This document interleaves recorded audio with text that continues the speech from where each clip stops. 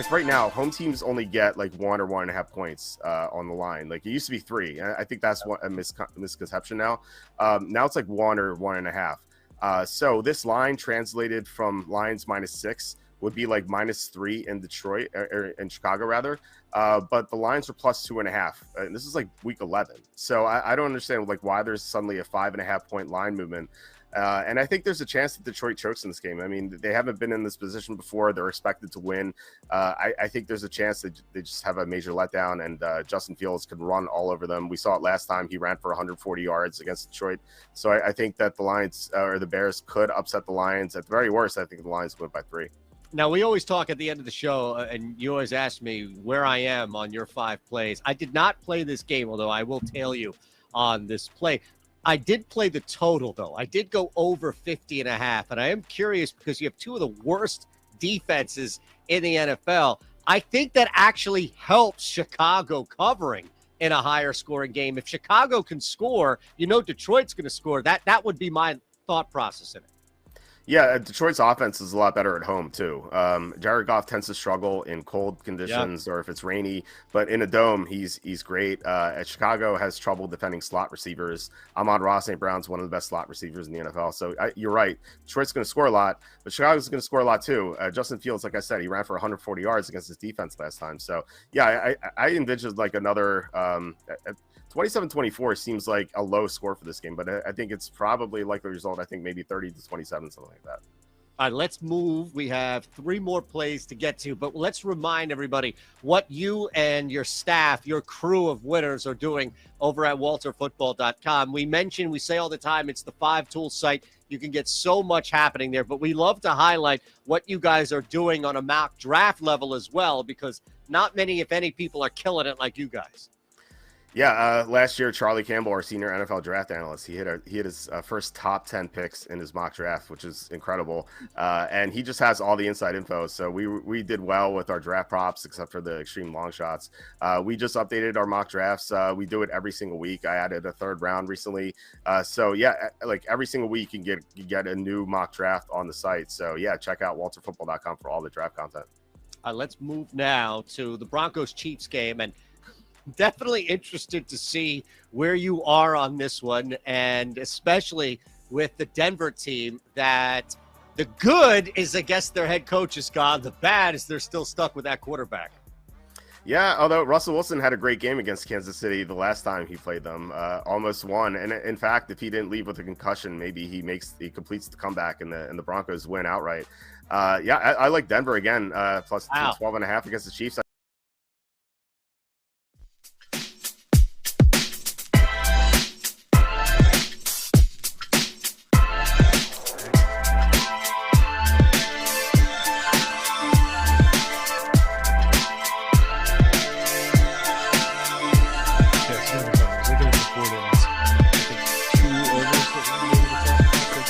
Yeah, I know. I got the projections up. Probability. I was going through this whole thing. There's a lot of big lines though, so I can't even argue with some of these. Yeah.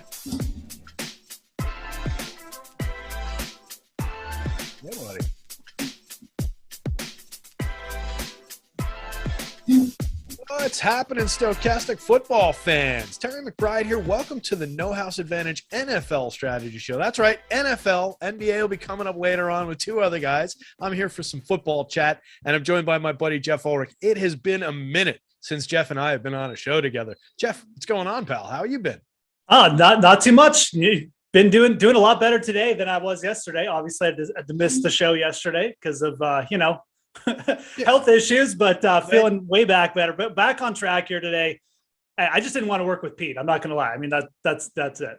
Hey, look, you fish around, you find whatever kind of an excuse you land on, stomach's not feeling well, foot and mouth disease, whatever it needs to be. You get out of doing the shows. We understand that. We understand. Stretch the holidays a little bit too. Coming into New Year's here with New Year's weekend, we've got plenty of football action.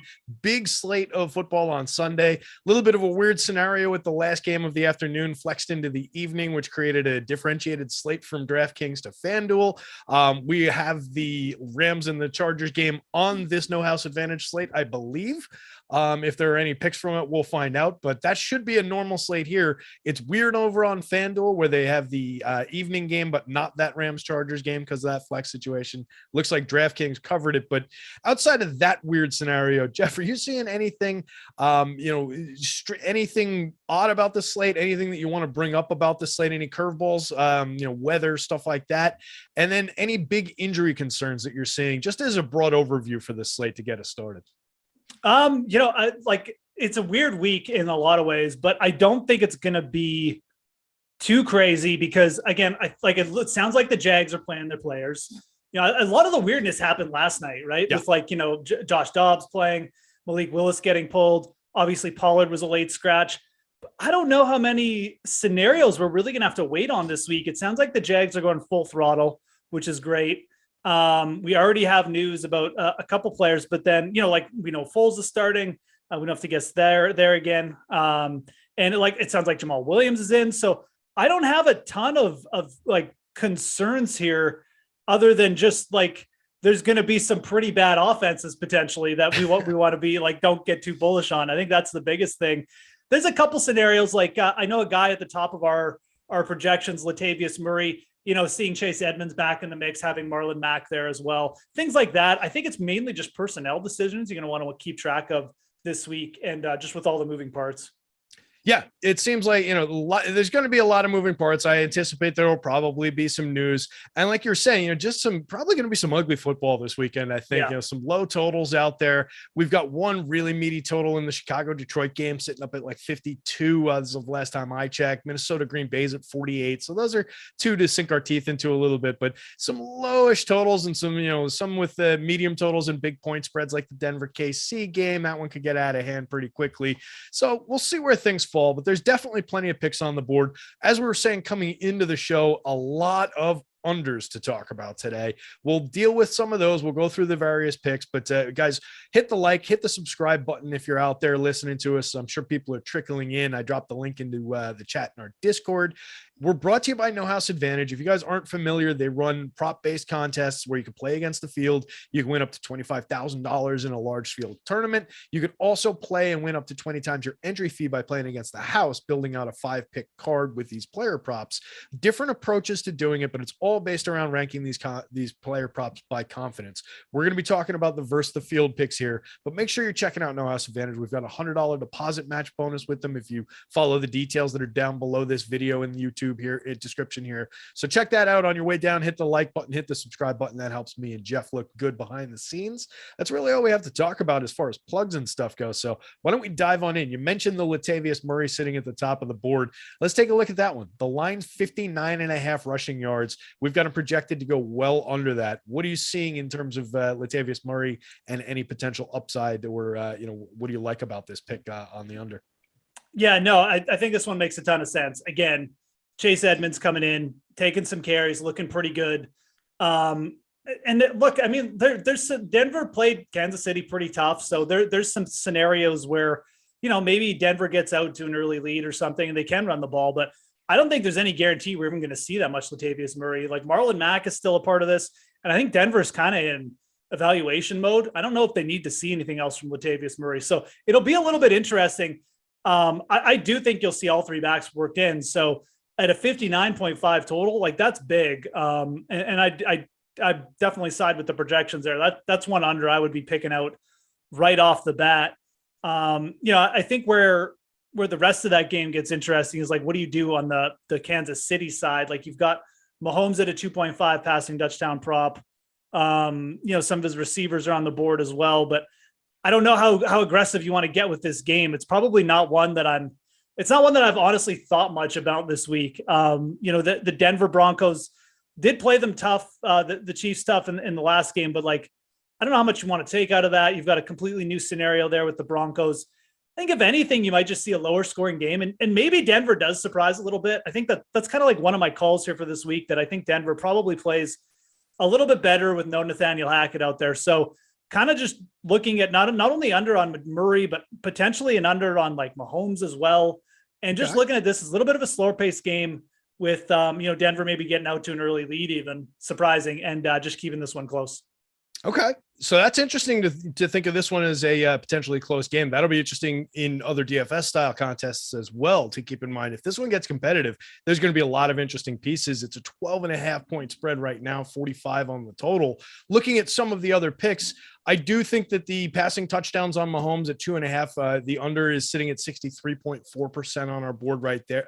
As far as that one goes, we've got them projected at 2.1. Definitely seems like there's some meat on the bone for that one to go against Mahomes there. And if you chase that kind of a narrative of, maybe it's a tighter game, maybe it plays a little bit more conservative. Yeah, I could see that easily going under. There's some other pieces on here, since we're expecting maybe a little bit more than we've seen out of Denver.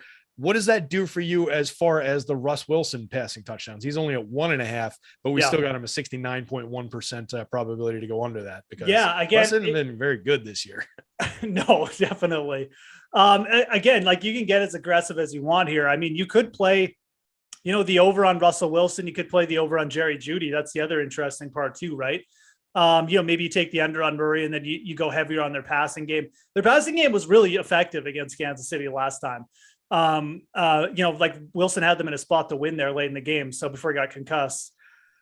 We're talking about the full slate here. We're not talking about like a single game. You don't have to go out of your way to do this at all.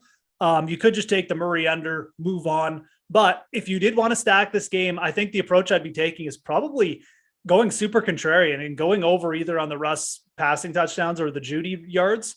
I still think Jerry Judy's in a pretty good spot. I know Sutton's back, but so those are two players I'd be semi-comfortable. The Kansas City's defense just hasn't been that good of late. I get, like, attacking a weak defense, no problem there. And then, like you said, the Mahomes plays, I think that mixing in a Mahomes under, probably the passing yards is where I would go, but is completely fine as well. We don't have them projected as like this as strong a play as Murray or anything like that, but they're definitely worth considering.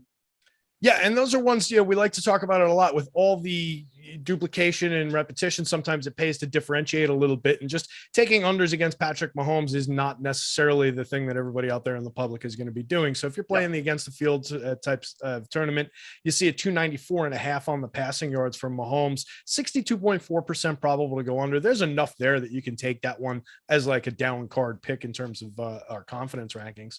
Let's get back to the top of the board here, though. I'll sort back out from this game. One that stood out as kind of interesting as well, Jalen Waddle, the under on the reception, 78.3% to go under the 5.5 receptions line. What do you think of that one? Yeah, I was kind of interested to see that this was this high up. I don't necessarily disagree with taking an under here. Obviously, you've got a different quarterback in. Bridgewater, a little bit more conservative over his career. And Waddle, really, I mean, just over the last 5 games, he just hasn't been targeted as much. He's just his team target share has gone down. It's really been the full Tyreek Hill show. Actually, Waddle hasn't gone over this total since like week 8. So it's even going further back. So I think it's pretty reasonable. At the same time, I was surprised to see it projected that big. Bridgewater did play well the last time he was a starter here for back in week 6. So I wouldn't necessarily downgrade Waddle that much, but again, like, he hasn't cleared this total in like 8 games. So I don't really know how you could necessarily look at the other side of it. I think if you're going contrarian, you almost have to like be playing. Maybe, I don't even know if you're playing for a Tyreek Hill injury or something, but you'd probably be trying to mix it in with like an under on Tyreek Hill, if you're going to go over on Waddle, and you're just hoping that Bridgewater decides to just start firing at Jalen Waddle, maybe because a little bit shorter pass routes, just trying to see. He did target Waddle 10 times against Minnesota when he started. So that's kind of interesting. Waddle had 6 catches in that game.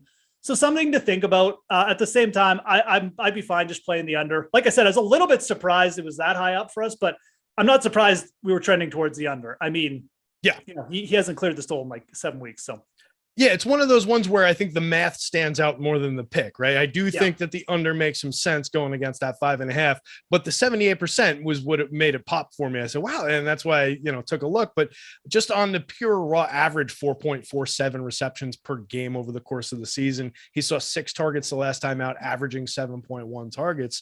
So we are asking for a high volume of catches from what he does from the average. Definitely interesting, though, to see what he did in the pairing with Bridgewater the last time around, though.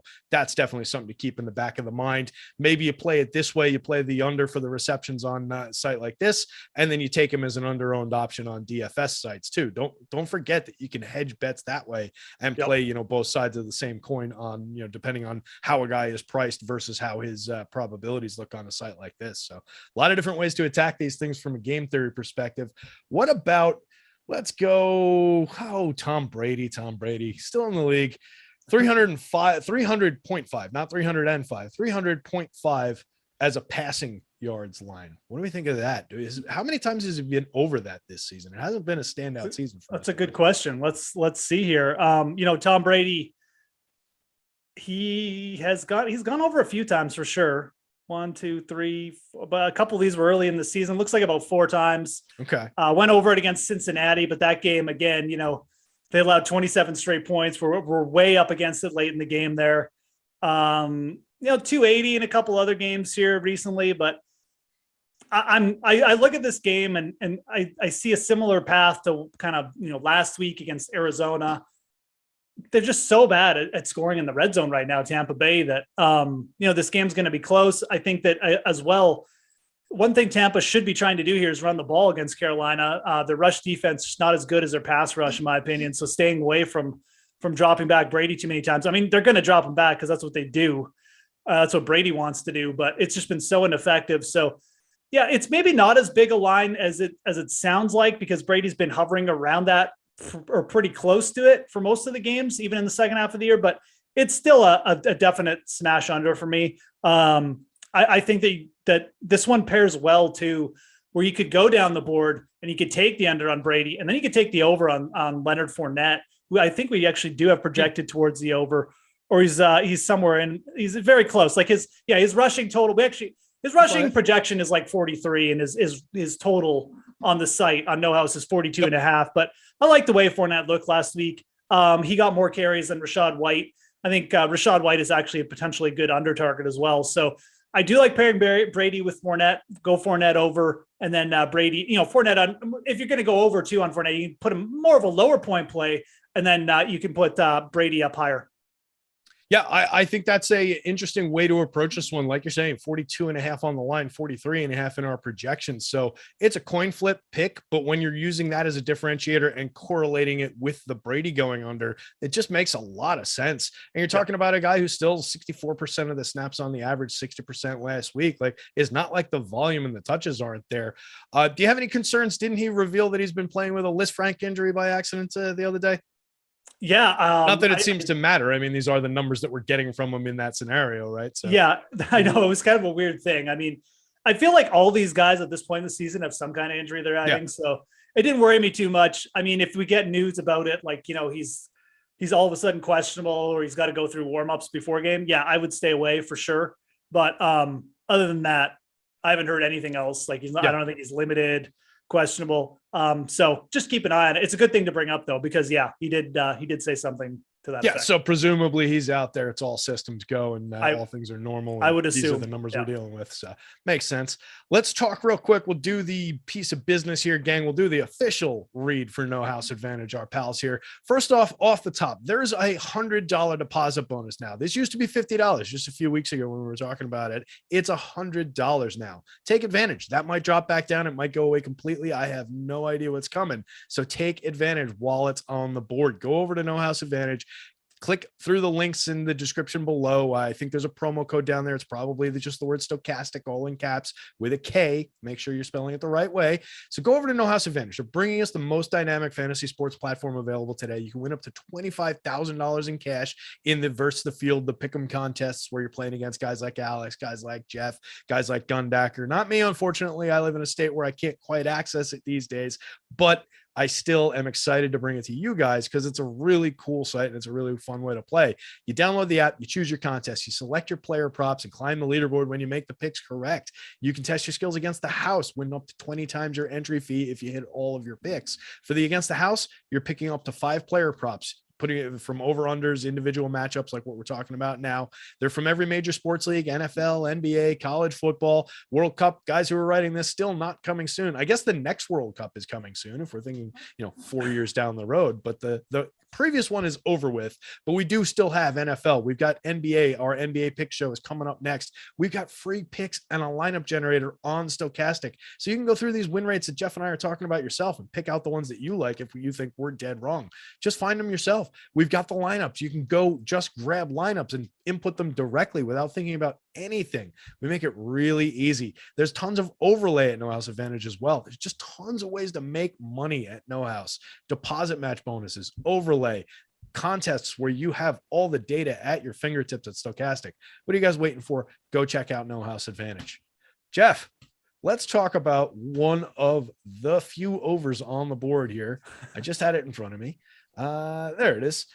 Oh, no, wait, that's not the one. The highest ranked over that we've got, 73.5% probable to go over 48.5 rushing yards for Mr. Zach Moss. What can you tell us about this one? Yeah, no, I like this one. Zach Moss was pretty efficient last week. I mean, Zach Moss was like the one reason that the Colts, I mean, the final score of that game was 20-3, but the Colts had a shot with a 4th and 1 late in the game, push it to one score. And it was because Zach Moss was moving the ball a little bit. And I think you're going to see a very similar usage and potentially more carries for Zach Moss against the Giants, another bottom 5 rush defense. So, average 5.24 yards per carry last week. Only got 12 carries, but again, that's with how many interceptions did Nick Foles throw? I mean, the fact he even got 12 carries in that game, considering how many times they turned it over, is actually pretty impressive. He went over this total last week. And I definitely am in line with this. I think this is a great one to start off with too. You could even just pair it with another under from this game, which is the Nick Foles passing touchdowns under 1.5.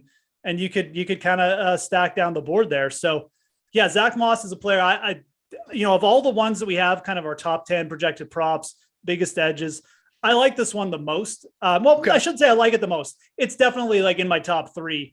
Overs are always a little bit tricky to like too much because, injuries can come into play, but this is a really small total. Moss is going to get, in my opinion, 15 plus carries, unless there's just another meltdown and we get 5 interceptions this week. So good matchup. Player who's in a really just getting all the early down work, and I fully expect them to blow this one out of the water. Yep, I think that makes all the sense in the world. 69% of the snaps last week, 13 total touches. So I mean, the volume will most likely be there, like you're saying, because I don't think my New York Giants are going to put up the defensive stand that they saw the last time out. And as far as I'm concerned, if Zach Moss can help put the nail in the coffin for the Giants, that would be fantastic. I want to move on. I've been saying this since the start of the season. I want to move on from the Daniel Jones era, and making the playoffs is not going to help that happen. The stories are already creeping in around the edges about, hey, maybe we do bring him back. Maybe the kid has earned his chance. I don't feel like that's the case. Do you feel like that's the case? You're more of a football expert than I am. I don't know. I mean, it's been a pretty impressive season for him, good bounce back, but it's, there's still limitations, it feels like. I mean, yeah. He's popped with his legs. Also had a really weak schedule for Daniel Jones this year, I feel like. So that's something else to consider.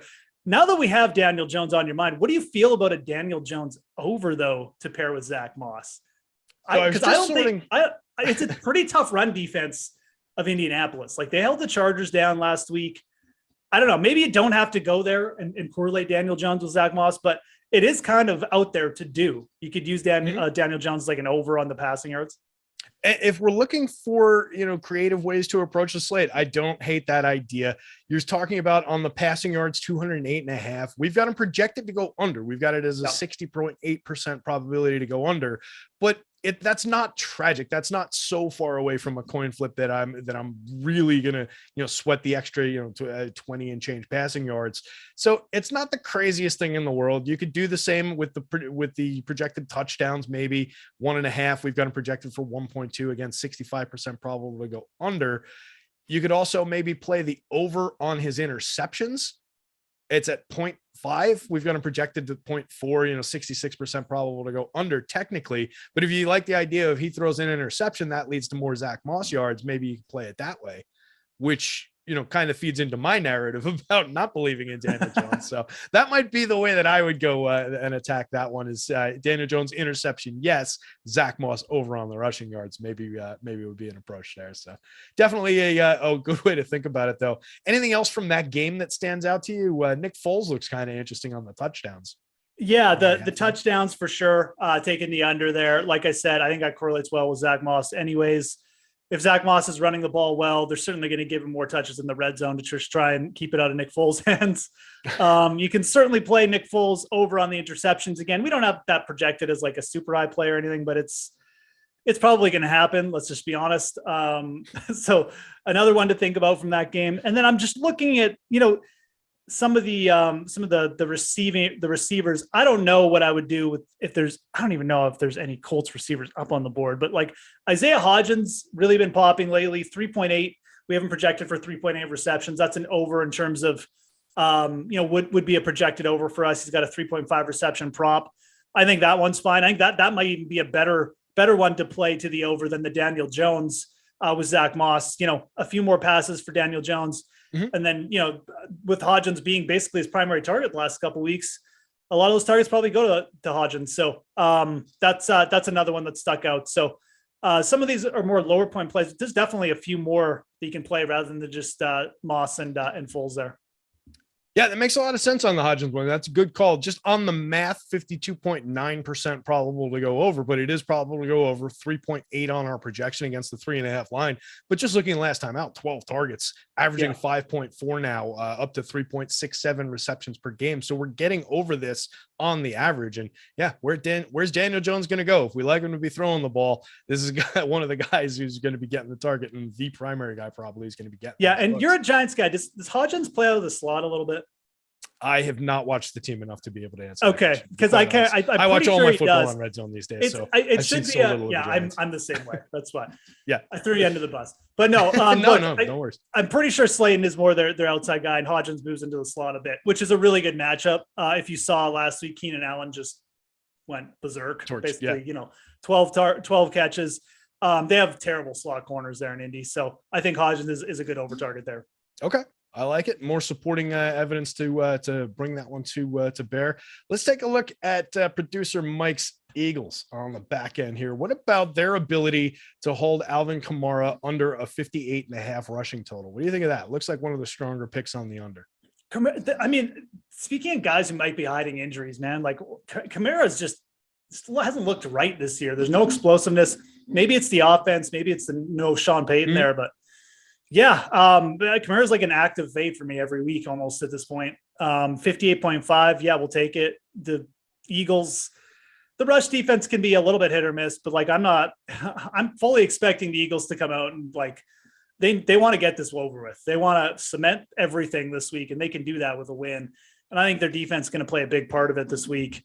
So Kamara, no, I just take the under. Absolutely. I like that one. It's not the biggest total, it's not like the hugest edge in the world, but it's a pretty solid, like you said, 74% win rate there on the under. And it's certainly one I'd feel comfortable taking. Yep. So what about on the other side of that kind of coin? Because I'm with you, Kamara. I have just, anytime I've gone to him, I've not made anything with him, and I've largely avoided him this season. Yeah. The guy on the other team that I've gone to quite a bit and has consistently paid off for me, AJ Brown, sitting at a 5.5 reception line. We've got him projected to go under, 69% probable to go under. What do we think of that one, just on volume and being AJ Brown? It is interesting. I mean, pretty solid game with Gardner Minshew in the last game. So, and I was out of commission yesterday. I don't think we haven't got any Hurts news, have we? Do we have? I know that he practiced. I don't know if we've gotten the official. Mikey will give us the heads up. Just now? Okay. Hurts is. Okay. Look at this, me reading the tea leaves. Yep. I was putting Minshew back into stuff earlier today, so I'm glad I can continue that process. Yeah. So I actually feel pretty comfortable. It's weird. I mean, if you want to take the under on AJ Brown, that's fine. It's not a prop I would be actively going out to take, just because AJ Brown is it's a solid matchup for him. The Saints defense has not been good most of the year. I think that AJ Brown is a player who's going to, with Gardner Minshew had a good first game, could easily just come out and just be the player that just carries his team for the week. So I look at that as a prop that I'm probably just going to stay away from. I completely understand where the under projection is coming from. And like the 5.5 reception, if you're going to go under on AJ Brown, much rather go under on the receptions. I know I talked about this a little bit with Aton, but he's more of the big play, will break like 2 catches for 80 yards, then get like 9 catches. And that could be the style of game we see here too, right? Like where AJ Brown potentially only catches 4 balls, but one of them goes for like a 40-yard touchdown. So the receiving yards, I just stay away from it personally. You can double dip and go under on both, but the receptions, I think that's a worthy fade. That's a pretty big number. And I like I said, I wouldn't shock me if Philly's defense really just stepped up this week. Yep. So yeah, in that kind of a scenario where they're just keeping it down, they won't be throwing the ball as much, just play the clock, run it out, and not be necessarily slinging it around. So you just might not have enough looks to get there, but you definitely have the supporting targets to at least have the idea that he could get there. Like you said, though, probably more dangerous on the receiving yards just for that home run hitter nature that he's got, as opposed to a guy who just accumulates. Let's go back to the board. I know I spied one other over up toward the top of the board, and that was another running back. There it is. Royce Freeman on the rushing yards. Bringing himself somehow relevant. Wouldn't have been able to tell you what team he was even on at this point, but Royce Freeman, 35.5 rushing yards. We've got him 71% probable to go over for the Houston Texans. What do we think of that? I don't know where this projection's coming from. This is no, I mean, I'm dead serious. I mean, I don't like, it's a low total, but like Jacksonville's a pretty tough team to run on. Like we saw in the last game there, they shut down the Jets. So, I mean, the Jets, obviously without their best rusher, but it was still a pretty good performance from them in terms of, they forced Zach Wilson to throw the ball. And obviously that led to an easy win for them. So I don't know why I would expect it to be too much different here. Royce Freeman is not what you'd call, he's more of a volume guy anyways. He's not someone you'd be expecting to break big chunks out. It looks like the Jags, maybe part of this projection is, projecting the Jags to be sitting players, but I don't think they're going to do that. So yeah, I honestly, I'll just say it, right? Like, I don't really like chasing this one at all. This is one I would probably leave off. I think that again, too, when you're looking at this slate, like we have, it's a Sunday slate. Like we can pick and choose from a lot of different spots. So I think that you may get people chasing the Royce Freeman over here. Like, our projections have it as an over. It's a really low total, but I got nothing here that leads me to liking this at all. I think this, the Jags defensive front is really tough. I think they're going to push Houston to pass a bit. And like I said, Freeman, not the most explosive guy in the world either. So yeah, I don't think we could blame you for that one at all. Definitely, not necessarily even where we're saying, hey, our projection is wrong. Like it projects out probably that way, but just situationally knowing who that guy is. We're talking about 2 games this year where, he's 17 touches last week and, a handful of yards, but not really the most appealing spot. And that's about what he's going to do. So 71% feels a little bit meaty on that over. I don't like going up against it. 4.2 yards per rush attempt allowed by the Jags this year, one of the better marks in the league. So definitely not a great spot, not one that's standing out to me. Any other ones that you want to throw out to the crowd? We've got seconds left on the clock here. Yeah, no, there's a couple. Like I said, if you're looking for around the same kind of probability as our guy, where'd he go? As our guy Royce, like kind of liking the Juju Smith-Schuster under on the receptions there. I think that's another good reception play. And then one guy I'm really bullish on this week, and here we go. Tyler Algier, rushing yards. This is one of our rare overs here, but he's got a 66.5 prop, and we have him. And this is one where I definitely agree with the projections because I've seen other projections that don't have him anywhere near this. He's got almost 75-yard prop here up that we're projecting for. I think he's going to have a big week. It's he's really moved into that really early down role where he's taking like 50% of the touches, and he's just really good. This is one rookie I've really liked watching develop. I think that going up against Arizona this week, I think he's going to crush it. So that's one over I'll be on for sure. Okay. Like it a lot. 58.3 yards per game, 4.9 per attempt. Like you said, 22 touches last week, 59% of the snaps. So definitely some appeal there. And a guy that definitely just seems like a more fun and, more engaging kind of a pick than the Freeman one. That's going to bring us to the end of the show, gang. Minute overtime. We've got the NBA guys coming up behind us.